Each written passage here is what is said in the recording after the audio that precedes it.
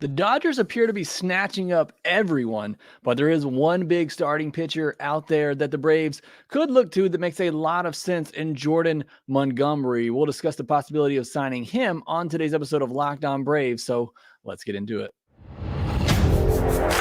You are Locked On Braves, your daily Atlanta Braves podcast. Part of the Locked On Podcast Network, your team every day.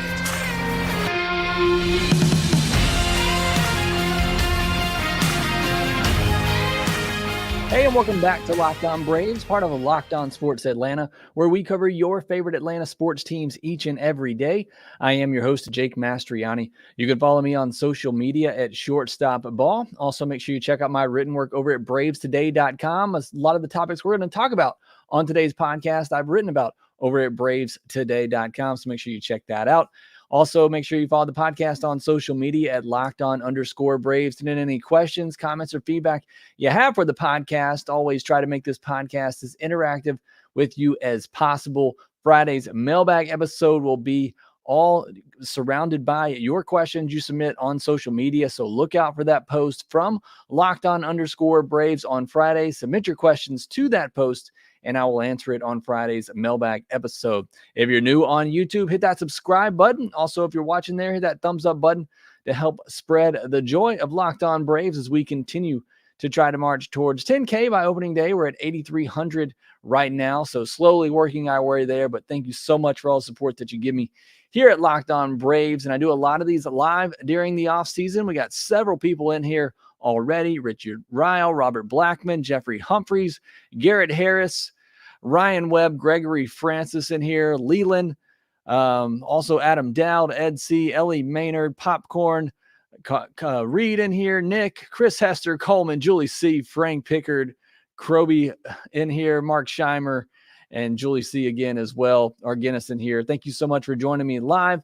Whether you're watching live, watching the replay, thank you for your support in Locked On Braves, making us your first listen of each and every day. And we got Ecuadorman, Michael Lawrence, and John Barrett from NYC in here listening tonight. So thank you so much for that.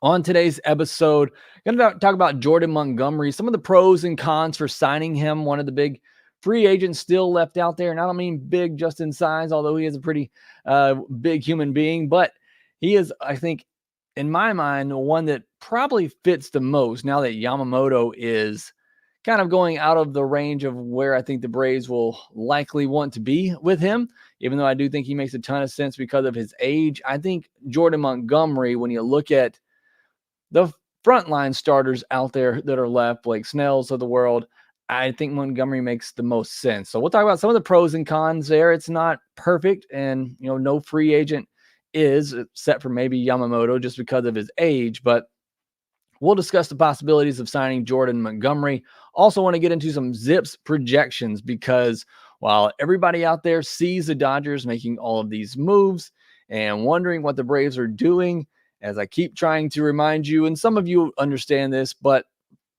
this Braves team is still really, really good if they do nothing else. I understand the rationale and the frustration for not doing something major, and I get that. And I've made a whole podcast saying I think if you're ever going to go all in, that now's the time to do so. But also, this Braves team as constructed is certainly good enough to compete and win a World Series in 2024. We'll get into the news of the day later in the episode as well. You got Tyler Glass now going to the Dodgers, Jack Flaherty signing, other moves happening as well. So we'll talk about all of that later in the podcast too.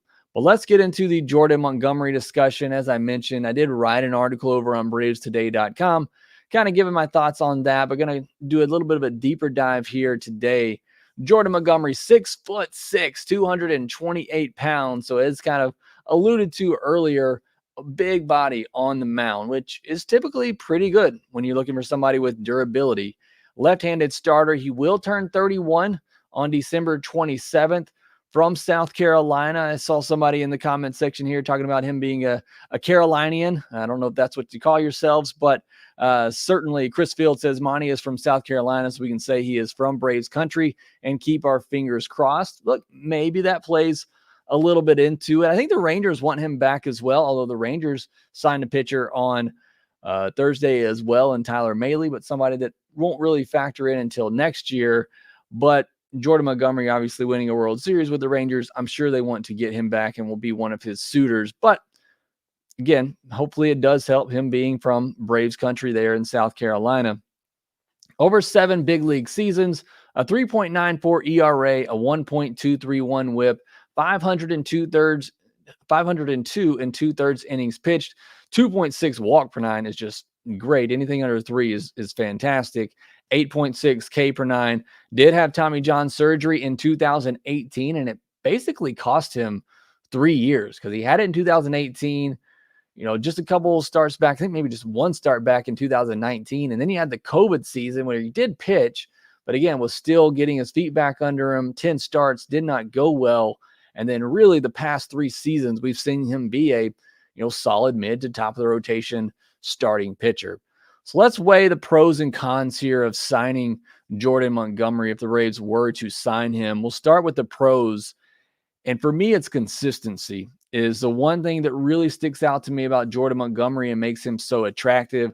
The last 3 years, 94 games started, a 3.48 ERA, a 1.18 WHIP, 3.79 xFIP, 244 batting average against is not great, a 22.5% K rate, not a dominant type of pitcher, but a 6.2% walk rate, again, is fantastic, 11.2% home run to fly ball rate. Outside of 2019, when he only threw 4 innings, as I mentioned, coming back from the Tommy John surgery, his expected ERA has been 4.04, 3.63, 3.90, 4.06, 4.00, and 3.98. So when you talk about consistency, I mean, he has been right there at a 3.7, 4.1 ERA type of pitcher his entire career. Like I said, outside of the years coming back from Tommy John surgery, the 2019-2020 year, he has been very, very consistent. And not just consistent, he's been durable as well. He went at least 5 innings in 28 of 32 starts this past season for the Rangers. And you look at that durability the last 3 years, 30 starts, 32 starts, and 32 starts the last 3 seasons, averaging around 176 innings during that stretch, and they have increased every year. So again, had the Tommy John surgery in 2018, just 1 start in 2019, 10 starts in this shortened 2020 season, and then every year after that, he has increased his workload. And counting the postseason this last year, he threw 219 and 2/3 innings. So somebody who it looks like post Tommy John surgery, mention his size, feel like somebody that's going to be pretty durable and able to log you several innings and get 28 to 32 starts a year. Another positive, no strings attached. He doesn't have a qualifying offer. He was traded mid-season, and when that happens, you can't offer that player a qualifying offer, so you don't lose a draft pick for signing Jordan Montgomery. Another one, postseason pedigree. Doesn't really strike you as somebody that would have a great track record in the postseason, but a 2.63 ERA in 37 and 2/3 innings in the postseason, 11 walks and 24 strikeouts. He does have a 1.41 WHIP in the postseason because he's given up 42 hits in those 37 and 2/3 innings, but he's allowed just 3 home runs. So he's been able to limit the damage. Incredible command. And I went back and watched a Jordan Montgomery start here recently. I was actually going back to watch some of Jared Kelenic, and he only got 1 at bat in that game because Jordan Montgomery went 7 innings and they didn't start him against the lefty. But I stuck around because I wanted to watch Jordan Montgomery, and just really impressed by his command, how he's able to throw that sinker inside to righties just at will. He's able to pound it inside and then tunnel that changeup low and away off of that. He also has a really good curveball that gets some swings and misses. So I was really impressed with the command and control of Jordan Montgomery. The past 2 seasons, he's been the 89th and 82nd percentile in walk percentage. So somebody that's not going to walk a lot of batters. And I think because of the sharpness of his command, that's something that even if the stuff backs up a little bit, maybe the velo backs up, maybe even the movement backs up, to be able to have that command and locate like that, it makes me feel a little bit more comfortable that even in his later years, he'll still be able to get hitters out with that good command. Now, the cons to signing him, why you wouldn't want to sign him. And this is why I was completely against Jordan Montgomery coming into the season. He's a Boris client coming off a career year in a contract year.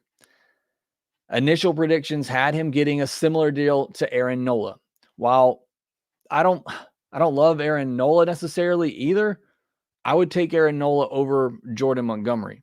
So if the money is similar there, I would obviously rather give it to Aaron Nola. Now, I think Aaron Nola was going back to the Phillies regardless, so it's kind of a moot point, and he signed, so it's really a moot point. I'm not sure if Jordan Montgomery is the starter you want to give $25 million a year to.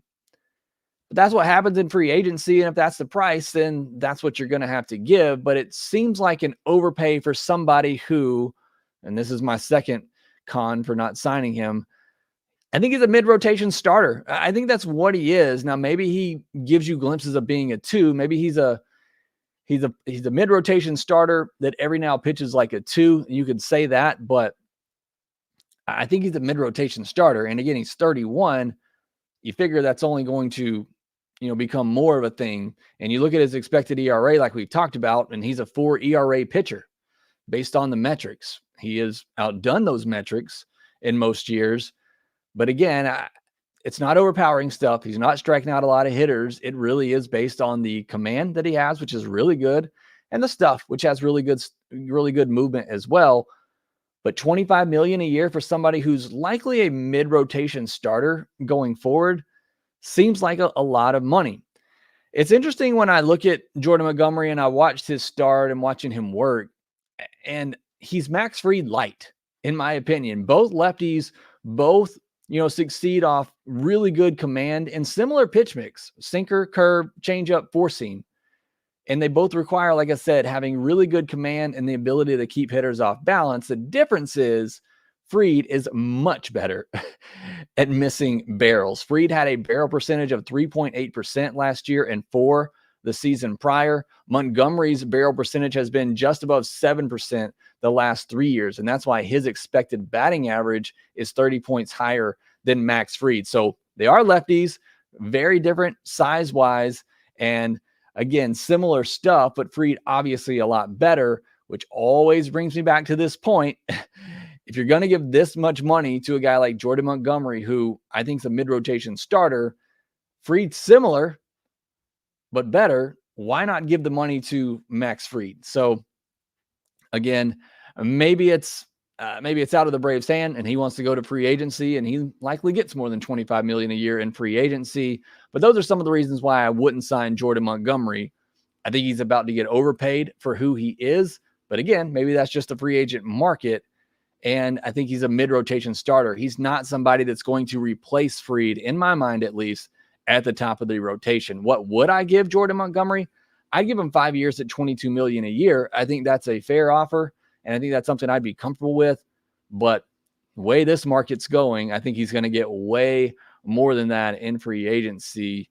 And again, I'd still rather just increase that a little bit and give the money to Max Fried. I think he has the ability to be more of a top rotation starter long term. So that's the case for, and again, signing Jordan Montgomery. We'll see what happens. Some names are coming off the board here. I do think Montgomery makes a lot of sense, but at that price point, if it is $25 million a year, I'm likely out. The Braves are most likely definitely out. But I do think Jordan Montgomery having that stable mid-rotation horse to give you innings, I think would be a great fit for this Braves team going forward. Next, I want to look at the Zips projections, because I know everybody's upset the Braves aren't signing a lot of players right now, but they don't need to sign a lot of players or even trade for a lot of players right now. This is a playoff team as things are currently constructed, and the Zips projections bear that out. We'll talk about those here next. Get in on all the action this NFL season with America's #1 sportsbook in FanDuel. Right now, new customers get $150 in bonus bets with any winning $5 moneyline bet. That's $150 if your team wins. If you've been thinking about joining FanDuel, there's no better time to get in on the action than right now with NFL, NHL, NBA, college football, all happening at the same time. The app is super easy to use. They have a wide range of betting options, including spreads, player props, over-unders, and more. And you want to go over there and get on some future bets for MLB. The Dodgers are now the favorite ahead of the Braves for the World Series winners next year. But Ronald Acuna Jr. is still the heavy favorite to win the NL MVP, even over Shohei Ohtani and his $7 million contract. You can go over and see all those odds at FanDuel.com/lockedon. That's FanDuel.com/lockedon. Also, make sure you visit FanDuel.com/playsafe for tools and resources to help you stay in control of the way you play. FanDuel, official partner of the NFL.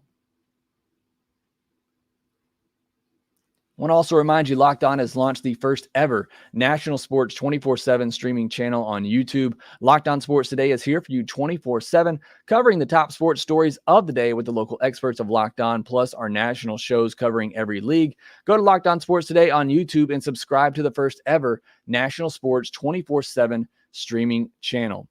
All right, in case you haven't seen it, over on FanGraphs, Dan Szymborski does a great job every year putting together his Zips projections. That's ZIPS. You want to go check that out. Also wrote an article on this over at bravestoday.com. You want to go check it out. But I want to go over it a little bit more here with you because I think there is a lot of concern in Braves country in the offseason when you see the Dodgers make moves like they are. You see the Mets last year making moves like they are, and to overreact because the Braves aren't doing much significantly anyways.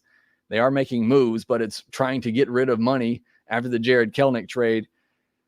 But this team on paper is still one of the best, if not the best. Even with the moves that the Dodgers have made, they may still be the best team on paper. Now we know, and Dan mentions it in his article, being the best on paper means nothing. And being a great team only gives you a 20% chance of winning the World Series in the postseason, as Dan put it. We know all that, but this team is already in a great position going into the year this team is already good enough going into the year with a chance to get a seat at the table, as Brian Snitker likes to say. At catcher, you go by their Zips projections. This is by WAR. At catcher, 4.5. First base, 3.8. Second base, 3.3. I hope you all understand just how ridiculous this is. Third base, 4.6. Shortstop, 2. Left field 1.1, center field 4, right field, which is obviously where Ronald Acuna Jr. plays, 7.1. That's a full point higher than any other projected player in baseball. And then DH is 2.1. Last year, outside of shortstop and left field, the lowest WAR any position group had for the Braves was 3.8 in center field. 3.7 technically if you want to go with the DH. It was an absurd season. They're projected to have another absurd season. And even these projections, they're going to be tamed a little bit. Nobody's really going to project an 8-win season like Ronald had, or even more than that. No projections really project 100 wins, although Dan's projections do project the Braves to win 100 games for the third straight season. That's how good this team currently is on paper right now with the moves that they have, or the moves that rather they haven't made. That's how good this team is right now. You go to the pitcher side of things, both Strider and Fried are projected for 4.4 wins, Morton 2.6, Elder 2.2. So again, you look at the top of this rotation, it is still really good. It's still, in my mind, one of the best in baseball. That fifth spot is a big question mark. They have Inoa, AJ Smith-Shawver, Ronaldo Lopez, and Alan Winans all projected for about 1 win. So you would certainly love to improve that. And I think a lot of us feel like Elder may take another step back, or maybe not a step back, but maybe be somewhere in between he was the first and second half, which is where I think he ultimately lands. So again, I understand the reasonings and for why the Braves need to, and why I think they should try to upgrade the back of the rotation. But there's also a world in which they let some of these young guys kind of feel things out at the beginning of the year, and then maybe at the deadline go in and make something happen.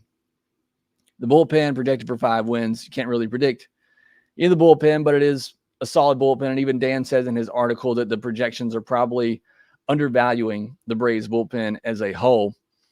You look at the player projections. Acuna projected for 304, 403, 590, a 164 OPS plus, 43 home runs, and 51 stolen bases. So predicting a big year there for Acuna, as you would imagine. Riley, they're projecting another 30 and 100 season. Matt Olson, they're projecting him to hit 260 with 37 home runs. That's 17 fewer. So they got him taking a pretty big step back. Same for Ozuna. They have him hitting 25 home runs. That'd be 15 fewer than he hit last year, and just a 253 average. For Jared Kelenic, one I know a lot of you are probably interested in, they're projecting him to hit 239, 315, 410, 15 home runs, 13 stolen bases, 0.6 WAR.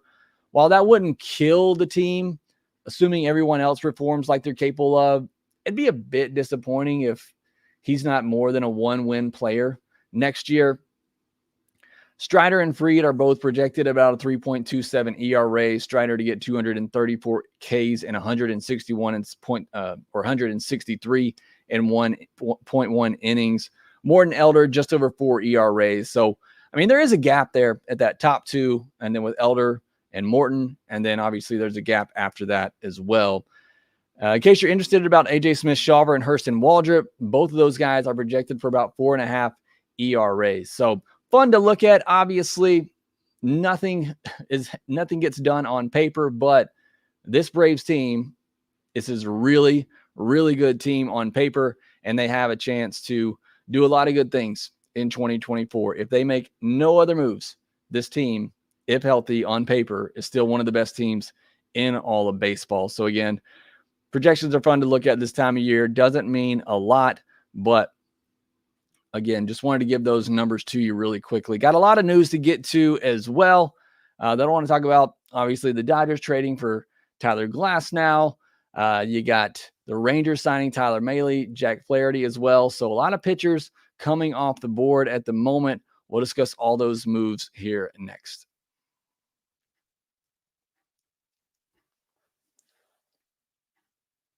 One more time, I want to remind you about Locked On launching the first ever national sports 24/7 streaming channel on YouTube.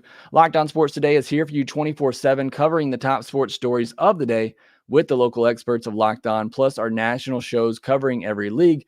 Go to Locked On Sports Today on YouTube and subscribe to the first ever national sports 24/7 streaming channel.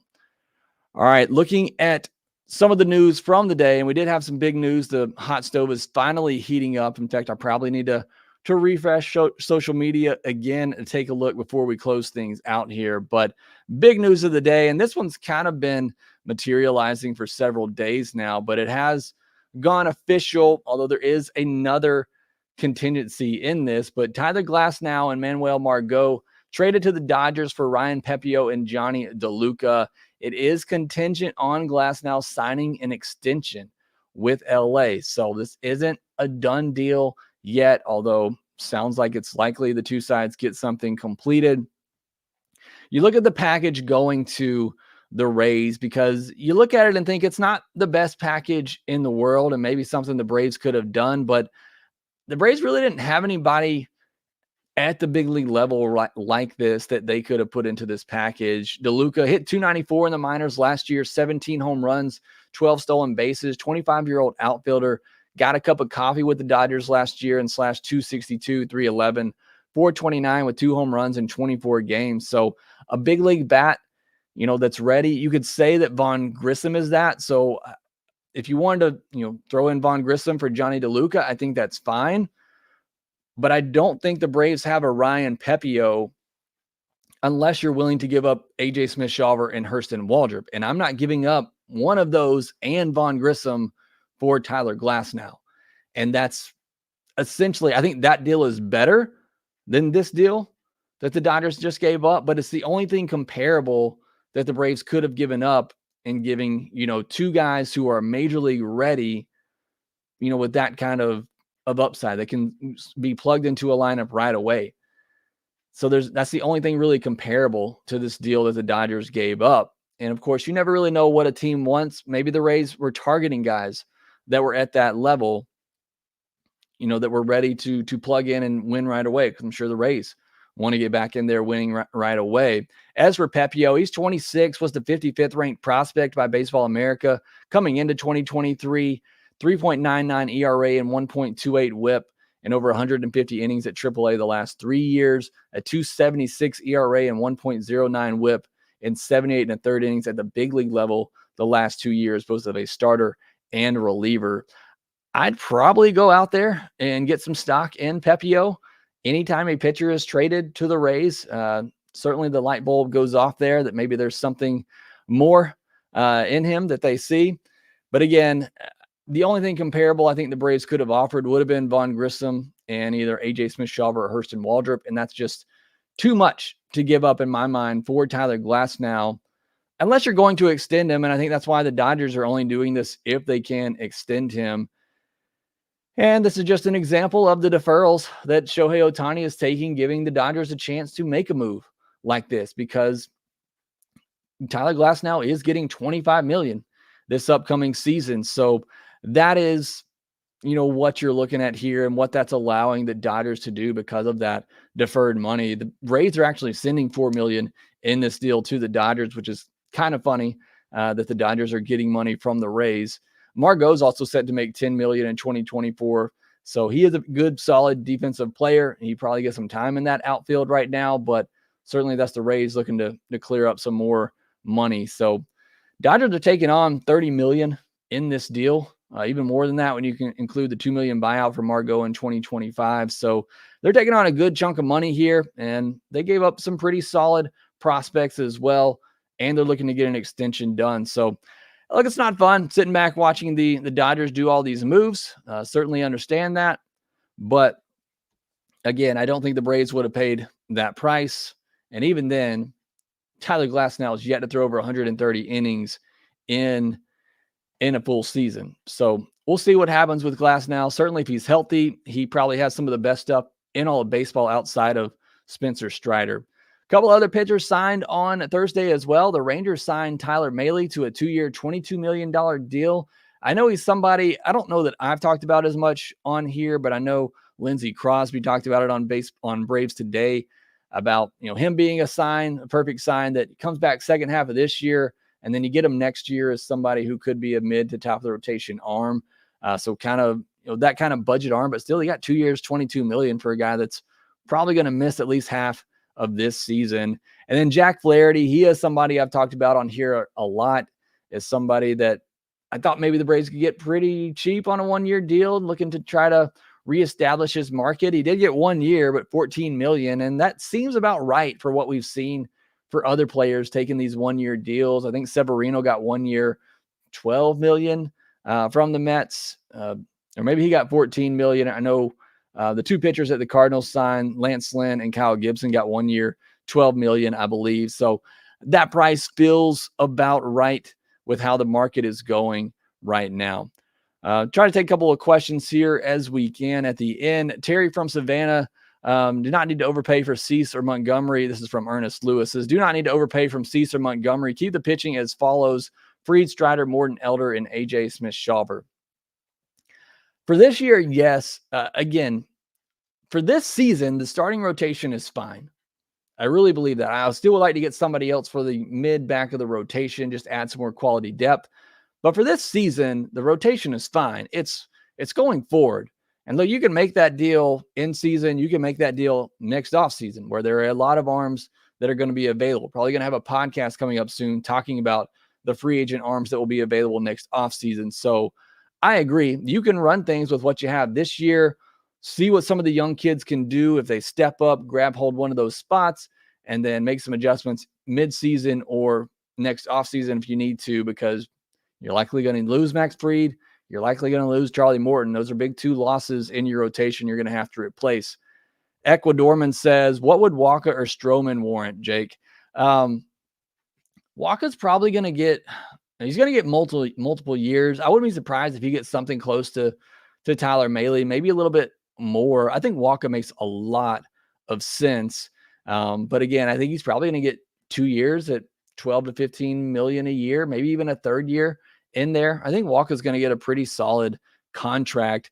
Stroman's probably about the same, 2 years, 22 to 24 million. I think is probably what Stroman will get. So I don't hate either of those deals. Again, those are more mid-rotation starters for me, but I think that's a much better price. Again, I started this podcast off talking about Jordan Montgomery and paying him $22 million a year, and I think he's a mid-rotation starter. I feel more comfortable with him long-term, but again, if you could get Stroman or get Michael Wacha on a shorter deal for 12 to 15 million a year, I think that might be the better value. Jeffrey Humphrey says, Jake, do you think AA should overpay for a pitcher? For the right pitcher, yes. I don't know that Jordan Montgomery is the right pitcher to give 22, even 25 million a year to long term. I think they felt like Aaron Nola was that right pitcher. So I believe there is a world in which the Braves, I don't want to say overpay, but pay market value. And when you're paying market value in free agency, you essentially are overpaying. So I think there is that pitcher out there, but I think it's going to be very, very unique situation that the Braves would have to go after in that regard. So I think they're willing to do it, but I think it's got to be, the right deal and the right pitcher. Josh Green, assuming someone gets hurt, do you trust Elder starting a playoff game? I trust him starting a playoff game and getting pulled when he's supposed to. Look, yeah, that postseason game, he was perfect the first time through the order. I'm okay with him starting a postseason game, but you got to have a quick hook on him. And that was the whole problem with that game 3 start, is you just didn't have a quick enough hook when things started to unravel. He was great in those first 2 innings, getting through a lineup that one time. So, look, if everybody's injured, somebody's got to step up and do it. I probably would have preferred to see AJ Smith-Shawver start that game, obviously in hindsight. And look, Shawver gave up a couple home runs in that game as well. He wasn't perfect by any means, but I think he has the better stuff. So, look, I can live with Elder starting a postseason game. Manager just has to be a lot smarter in knowing when to pull the plug when things are starting to go sideways. All right, that will do it for this episode of Locked On Braves. Thanks so much for joining, whether live or on the replay. Appreciate you so much for your support here at Locked On Braves. Make sure you follow us on social media at shortstopball, at LockedOn_Braves. Subscribe on YouTube if you're new. Hit that thumbs up button as well to help support the show. We'll have a Mailbag Friday podcast, so look for my tweet from LockedOn_Braves so that you can submit your questions there to be answered.